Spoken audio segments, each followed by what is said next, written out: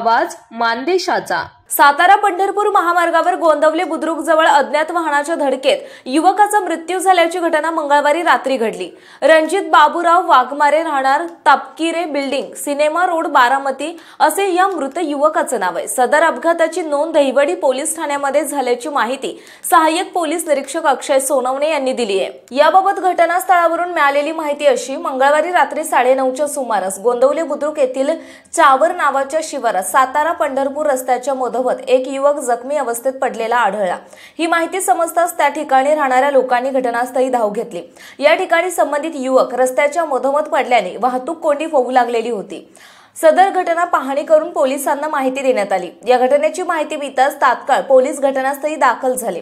यावेळी पाहणी केली असता युवकाचा मृत्यू झाल्याचे निदर्शनास आले।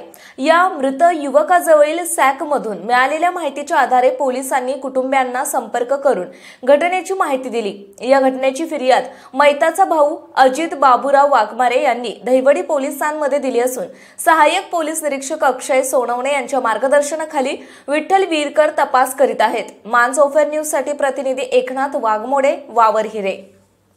आपल्या जिल्ह्यातील तालुक्यातील लेटेस्ट बातम्या पाहण्यासाठी आजच मानसोफर न्यूज चॅनलला YouTube वर सबस्क्राइब करा आणि बेल आयकॉन प्रेस करा।